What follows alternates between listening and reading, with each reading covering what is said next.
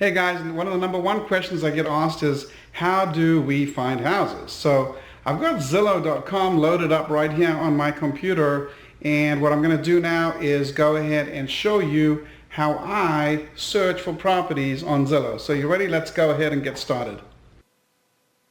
Okay, and here we are on Zillow.com. Now, keep in mind there's a lot of different ways to search for properties, and if you have a real estate license like I do, you can search the MLS. But I'm going to go on the assumption that you're watching this right now, you want to get started wholesaling, and you don't have access to the MLS, and you're not a real estate agent. So I'm going to show you some very simple but overlooked ways to look for property. So here I am. I've got Zillow loaded up on my screen, and it's going to default to my last search. So it looks like I was looking for Okeechobee, which is a town in the middle of nowhere pretty much, about an hour and a quarter from here. It's kind of rural. And now you can go in there and you can search anything you want. So I'm going to go ahead just for the heck of it and start out with this search. So it says 25 listings in Okeechobee, not from the MLS. So that means that they're not listed on the MLS. So usually those are for sale by owners, right? So you can see over here. And you can scroll through them. And obviously this is constantly changing. And a lot of these look like there's some mobile homes coming into the fray as well. So I'm going to go and just let's go back to the beginning and start taking a look here and see if I've got anything that catches my eye. All right, so I'm just going to click on the See More Listings button. And in order to do a search, I don't care what city or state you're in, all right? So I could just change this right now and put in Arizona or Nevada or Chicago or New York. You need to have an idea of pricing, because if you don't have an idea of pricing, you don't know what you're looking for, right? So imagine if you went to the mall to buy a pair of jeans and you had no idea what jeans went for. You wouldn't know if $10 is a good price or if $300 is a good price. So you have a generic idea in your mind before you go to buy a regular item at the mall. Well, real estate's no different. So you have to have an idea. So hey, is this property over here, is that a good deal at $36,000, or is it not a good deal, right? So I'm going to stick to single family homes, all right? So I'm going to avoid a lot of these that are look like mobile homes. So a couple of things to notice, all right? First of all, just going through this real slowly, all right? Number one, when you're looking at it, you see a lot of data, right? So for example, here it says for sale by owner, and it's got the price, it's got the number of beds and baths. So if you start paying attention to details, look at it, it says 14 beds and 14 baths. Now, is that really 14 beds and 14 baths? So then I want you to look at something else, right? Because there's a lot going on that you guys don't realize. You see this over here, it shows you how many days it's been on the market. So if you were contacting a for sale by owner and you were trying to get them to sell you their house, you think you got more likelihood with somebody who has the property for 1 day on Zillow? Because if you call this guy up and say, hey, you know, I see you're asking $36,000 and I'd like to offer you $25,000, well, he's not very motivated to sell because he just put it on Zillow. So he's going to be like, well, I just put it on Zillow, so let me see what kind of offers I get, and how about you call me back in a week or two? But if you go down to a guy who's been listed for a while, like let's say this guy over here, he's been there for like whatever, 3/4 of a year, he's going to be more motivated because he still doesn't have it for sale. Now, this looks like a funky property, so I guess this, okay, there we go. It's a mobile home park, all right? So 14 spaces, comes with a cottage park, model, several mobile units, right on the Okeechobee Canal. Owner financing available. Look at that, right? First thing I clicked on, and there's an email address right there. So in this case, what I would do is I would go, and another thing I want to show you as well, it's a little trick over here. A lot of people look at this, but they don't notice that right down there is the property owner. So right there is the property owner. And don't be all calling him saying you watched Lex's video, because he'll freak the hell out, right? But basically, on the for sale by owners, because they're not using an agent, they have to put their contact info. So they put their email and they put their phone number. So I don't know what the price of a 14-unit mobile home park is, but it doesn't cost a lot of money for you to send an email or to give a call and say, hi, could you tell me a little bit about it? How much money does it make? Tell me a little bit about the owner financing. Could be potentially something to look at, right? Another way that you can look at these properties is you can look at them on a map. So in this case, because that specific property happened to be on the lake, Lake Okeechobee is pretty interesting. It's actually the second largest lake in the United States after, I believe, Lake Michigan. So very interesting because a lot of these properties that are on the lake, it's a huge lake. I mean, it's so big that people go when they, like if I take my boat and I go up like this, I have to go through this canal over here to get into the lake. And then from there, you're able to basically go on a boat all the way through out here. So that's how some people cross through the state. So it is a very, very big lake, and so the area that we're looking at, you can drag and drop it just like I'm doing right now. And as you do that, on the right-hand side, you're going to see properties that are displaying. But if you look at the top, you've got these different drop-downs. So for example, here it says listing type. If you click on that, right now all of the types are pre-selected. Actually, not all, because recently sold is not. Okay, so now that I've got everything selected, the yellow items are recently sold. The purple items are for rent, and the blue items are potential listings, and the red items are for sale. So if you're a potential wholesaler and you're looking to get a good deal on a property that you can wholesale to someone, well, you're not really interested in rentals, right? So let's go ahead and take that out. Now, that's not to say that there aren't opportunities in rentals, because you could call this guy over here and say, hey, I see you're looking to rent that house. Would you be willing to do rent to own? And he could say, yeah, maybe I am. And then boom, you've got yourself a potential deal, because you could do a rent to own lease option or whatever. But let's just stick to the script here and assume you're going with a regular wholesale. So I'm going to take the for rent off. Now, I don't really want the recently sold, because I don't rely on Zillow for comps. I use my own comps. So basically, I'm going to uncheck that. All right. And now we've got for sale by agent. I don't really want either. So I'm going to uncheck that. I'm not interested in new construction. And let's just uncheck foreclosures and coming soon and potential listings too. So all I've got now is for sale by owners. So now look how all of these listings on the map suddenly have been substantially narrowed down. And so as we change these selections, and now we only have the for sale by owners, notice how on the right, these are the for sale by owners, and there's 33 of them. Now we can sort them. So I can say I want to sort by cheapest, and then it updates it, right? And I've got more selections I can use, right? So you can sort by beds and baths. I could say, okay, so sort by bedrooms, and that's going to give me the most bedrooms. So it goes from the 14 bedroom down to the 4 bedroom. I could also sort by year built, right? I could sort by the lowest or the highest Zillow estimate. But I like to just go and look for cheapest. So here I've got basically land. This is all land, right? And then the cheapest property that's not land is a mobile home, right? And see that for sale by owner sign right there in the picture. And there's another one. This looks like a lot. And now let's take a look at this. This is an interesting one, right? So this guy got an RV, concrete slab to park an RV on. Very interesting. So you can park your RV there for just $55,000, and you've got a 30-foot boat dock. Very interesting. This is a 1-1. Keep going. Lots of land. All right, so there we go. So here's our cheapest for sale by owner, and it's a not looking very desirable to me based on the price. But you see, once again, I got the property owner's info there. So if I wanted to call them, I can. I'm not particularly interested in that, so I'm going to exit out of that, and I'm going to go and I'm going to plug in another town. So let's say I'm in, let's do a challenging one. So I live in Boca, so I'm going to do Boca Raton. All right. And now keep in mind, I still have the for sale by owners checked. So now I can zoom in a little bit, and I've got it sorted by cheapest. And it's going to be pulling up a lot of condos, right? So if I'm familiar with price points, like I know, for example, these condos are coming in out of a 55 plus retirement community, but I don't want condos, I want houses. So I can go down a home type, and I can unselect land, manufactured, townhouses, condos, apartments, and I could just stay with houses if I wanted to, all right? And now I can see where I'm at, and I can start going through these, and I can see and obviously not all of these have been characterized correctly, because that is a condo. It's still showing up under house.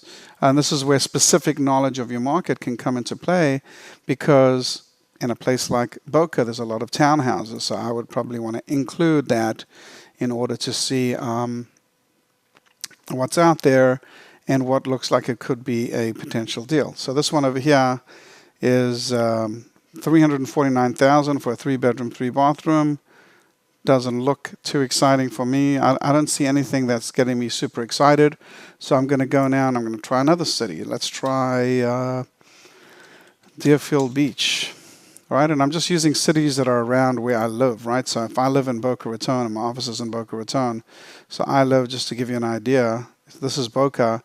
So my target market, and you can zoom in or out as much as you want to. But let's say this is where I live. So let's say I want to look at this area, right? That's within close enough proximity.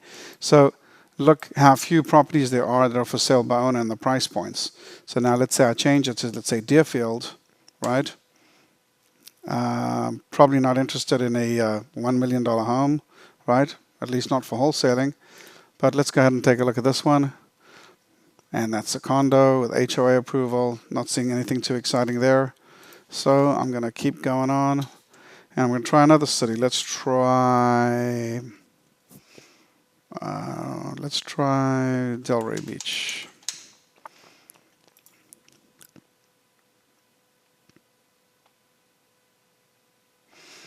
And whenever you're doing this, you're seeing here on the map where the properties are located. You can zoom in and out as much as you want, right? You can drag your map around, zoom out, and you can see the price point. So, if you have an idea, going back to that concept of going to the mall, if you have an idea of what you want to pay for in a neighborhood, it's difficult. If you know what you want to pay for, it's not difficult. So I'm not seeing anything here that's like really grabbing my attention.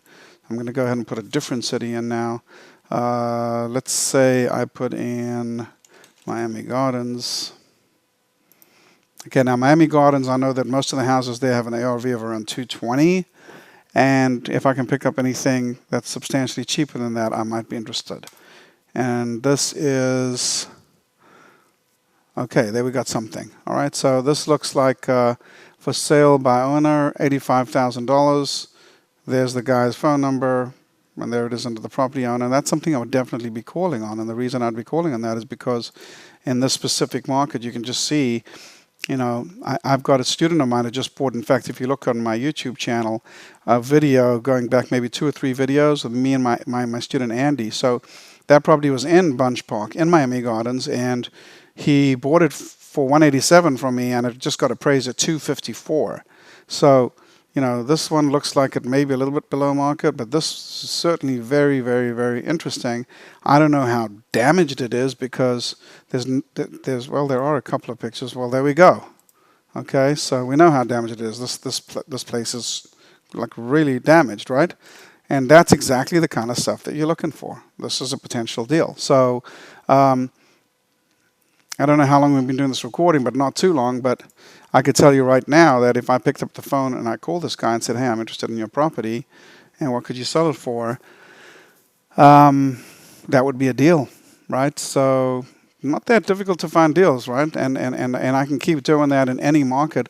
The only variable that you do need to know is you need to know your price point. So some markets are easier than others. So if you go into larger cities, like let's say if we go into Miami, Florida, okay, this is an example of a larger city, not as large as, let's say, Los Angeles or Chicago or New York, but it's larger. Now what's going to happen is you're going to run into a little bit of a dilemma. And the reason you're going to run into a dilemma is because you could have $1 million properties, yeah, and you could have properties that are in like really rough areas. So that becomes a little challenging. So you've got to have specific areas that are popular for investors. So I know, for example, investors like West Little River. So I can zoom in on this, right?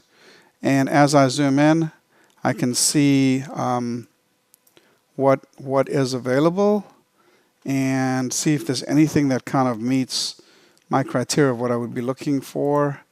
And it's unchecked townhomes, and there isn't really, right? So I just move on and put in another town, right? So the variable that you need to know, and just so I can show, for those of you that are not in Florida, let's say I went into Chicago, Illinois.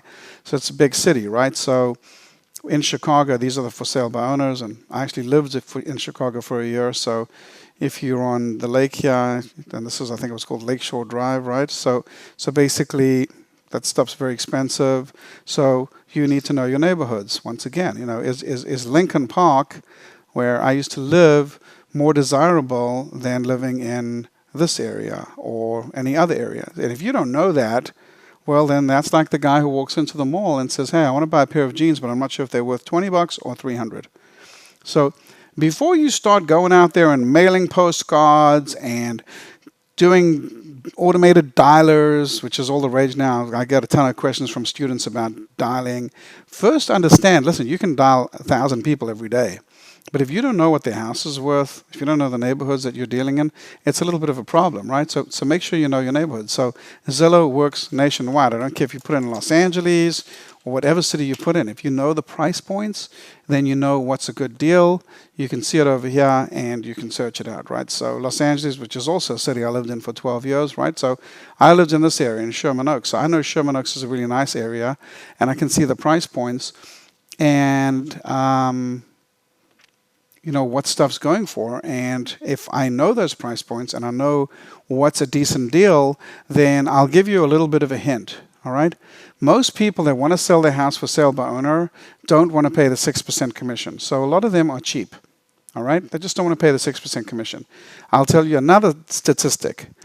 On average, for sale by owner homes sell for less than homes that are listed for with a realtor. So if you factor in the percentage with a realtor, what you will find is that they're really diluting themselves because they oftentimes get less of a price and they don't get broad market exposure. Now, sites like Zillow has changed that a little bit for them, but still not getting the kind of exposure that you would get on the MLS, right? So when you're searching like this and you're searching specific cities, that's one thing. But if you could start narrowing it down and you could drill down to a zip code level, then it becomes so much easier. You see, so now I've switched over back to Florida, and now I'm going into a zip code where I actually have properties. So, for example, I have a property currently listed for sale on Northeast 9th Terrace. Right, so I've got a property listed. That's 30th, 26th. So my property's right around here for sale, and it's not on Zillow. But what is on Zillow is these other people in the same subdivision with it for sale by owner. And I can see that, most of these people want too much. That guy's probably a little on the high end. But I can, just by knowing that target market, I can go through price points and I can see, hey, what's this, 25,000? And that looks like it is that property over there, which is a mobile home. So the more you know your markets, the better. So that's why I always tell students when they come to my boot camp, the first thing I say is look, pick a target market. So let's say if this was your target market, Pompano Beach, then what I want you to do is get a map, learn the subdivisions, and then I want you to drive through this whole thing, right? So what I want you to do is go on the main road, let's say, get off the freeway, go along here, and then get into the subdivision, let's say on this street, and then I want you to just start gridding it, like literally just drive up and down. And when you're done with that, keep going like this and just drive through the whole thing. And you'll find that it takes some time. And if you're driving slowly, like at around 15 miles an hour, it'll take a lot of time. So you might have to come back and you might do this section one day and then go home. And then the next day come back and do this section. And then the next day come back and do that section. So I suggest that what you do is you break it down and you learn the subdivision. So for example, here, the subdivision of Cresthaven is between Dixie Highway, US 1, Sample Road, and Copens Road. So I would rather see you go in and just say, okay, I'm just doing this subdivision today. And I want to see all the for sale by owners. I want to see all the properties listed on the MLS. And I want to see how many properties are vacant, how many have locked boxes, how many are for rent, and learn that. Now go home, then the next day you can come in and you can say, okay, I'm going to do this, right? Then the next day you can go back and you can come and you can do this. And then the next day you can come back and you can do this and so forth. So what will happen is you'll learn these little pockets and then little by little you'll be much more knowledgeable of where there's a good price point. But right now, just on what we did today, I would say that there's one slamming deal, there's one potential deal, and there's another potential deal. And we haven't been doing this video that long. So what I want you guys to do is just go out there and start applying this. And this is just very, very brief. I mean, there's a lot of other stuff that you can do with Zillow. For example, you can see pre-foreclosures So if I uncheck this and I check potential listings pre-foreclosure, so these are all the foreclosures. So if you're looking for a list of people to potentially market to, then there's your list right there. So you could go by, you could go knock on the door and say, hi, I'm interested in buying a house, or you could mail them letters or postcards, you could call them. There's all kinds of stuff you could do, right? And then you've got also the for sale by agents. So you could look at those and see stuff that's listed on the MLS and something that might be agreeable for you.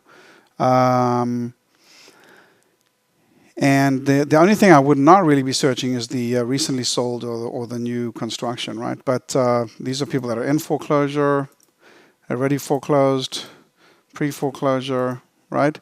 And these are the for sale by owners, right? So there's a lot of different stuff that you could be searching, and you just got to decide what it is that you want to search for. So I encourage you to take the time to learn some of these tools and add them to your weapon. And remember that this was just Zillow.com. When you've learned this, and it'll take you a few hours, like in other words, you've probably been on Zillow.com before, but you probably are not familiar with the extent of the search that you could do on it. And if you just started experimenting with it, and there's all kinds of stuff you can do, right? So if you're looking at properties, there's a lot of tools that are available for you that are built into these sites that a lot of people that, even if the ones that use them every day, like realtors, are quite surprised when I show them certain things that they weren't aware of, right? So another key thing just to remember before we end off is that Zillow.com is not the MLS listings. So a lot of people don't understand that, right? In other words, Realtor.com shows all the properties that are listed on the MLS and are fed into Realtor.com. But Zillow is not like that, because Zillow shows all of the properties, period. Those for sale and those for not sale. So if your property is not for sale, then it would just show a Zillow estimate. If your property is for sale by an agent, it would show it that way. If it was for sale by owner, it would show it that way. If it was listed on Zillow, right? So that's an important point, because a lot of times I'll see people and they'll look at a property, and I'll see beginners especially doing this, and they say, well, this property's for sale and it's $299 and Zillow says it's worth $293, so forget that. It's not a deal. And that is very, very bad, because what you're doing is you're relying on a computer algorithm that's generated without any human error to tell you what a house is worth. And you should not be using this for an estimate of what a house is worth, unless you want to just go and say, I'm going to offer 50% of the Zillow amount, I'm going to offer that guy $150, but you'll probably be wasting your time, right? So if you can actually go in there and you can start learning how the different comps work, then you can learn that Zillow estimate is not what you want to be relying on to make offers on properties. But what you do want to be relying on is knowledge of the area. So if you're buying houses to fix and flip or wholesale, then in every neighborhood you can just see, if you go into any neighborhood and you see for sale by agents, it's not very difficult to tell, like in this neighborhood here, where the houses are going for, right? Where they're listed at. And if you've got an MLS, then it's even more of an example. So I'll just go back to that Miami Gardens real quick so that you guys can see the Miami Gardens example. So when we did the Miami Gardens example, what we did is we said for sale by owner, and there's only 7, right? So that's why for sale by owners are real easy to look at. And then we saw there was one, I don't know where that property was. Where was that $85,000 property that we had? Oh, here we go. I've got to get zoomed in a little, I think.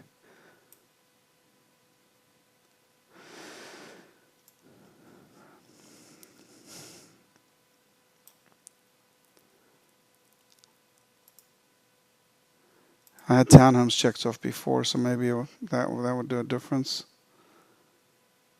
I don't know if that's the same one. I lost it. I don't think that's the same property, unless they just changed it. Oh, here it is. This is the property. There it is. 85,000. Okay, so like in this kind of property, right? When you're looking, regardless of what site you're looking on, whether you're looking on Zillow or Realtor or the MLS, it doesn't really matter. understand the source of where your deals are coming from. So if in this neighborhood we know stuff goes for 200 and 299 and 192 and 297, so clearly something being 85,000 is really, really super cheap. Now, granted, that is right off of the freeway there, so turnpike, so that's a negative, but it still looks pretty cheap, right? So your first step to do would be to pull up comparable sales, and once again, you would not be using the Zillow. So in this case, it says the Zillow estimate's 163. So you could see there that based on Zillow, it is substantially about a half the price of that.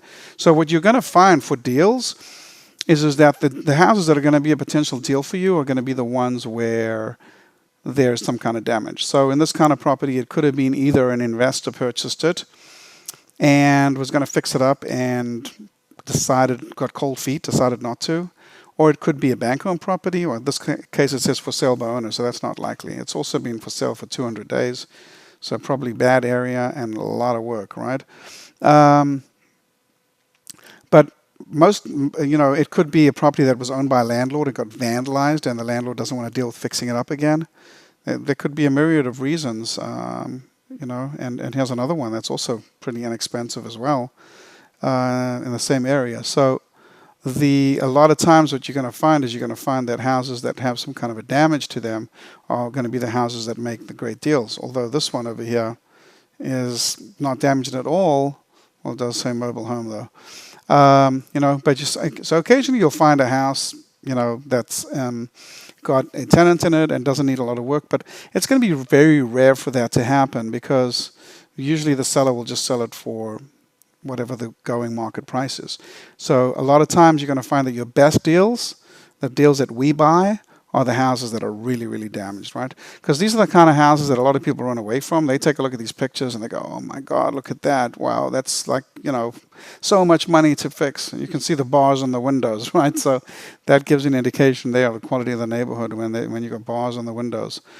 But these are exactly the kind of things that we buy. And the reason is because we can fix them up, and we can make them nice, we can rent them out, etc. So there's a lot of opportunity out there, guys. The only thing I don't want to hear from you is, I don't know how to find houses, because there's houses everywhere. I just showed you in a period of a few minutes how you could find deals. If you started incorporating this into your daily routine, and every single day you just went in and you made a list of 10 cities that were within a 45-minute or an hour radius of where you lived, and you just plug them in just like you just saw me do, right? Where I was going like, let's say, I'll plug in another one, right?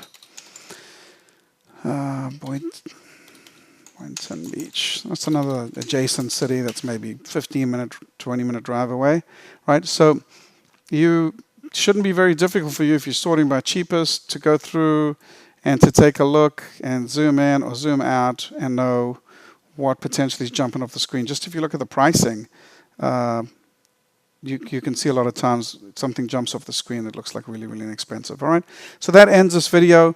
Guys, feel free to share this video, and please subscribe to my YouTube channel.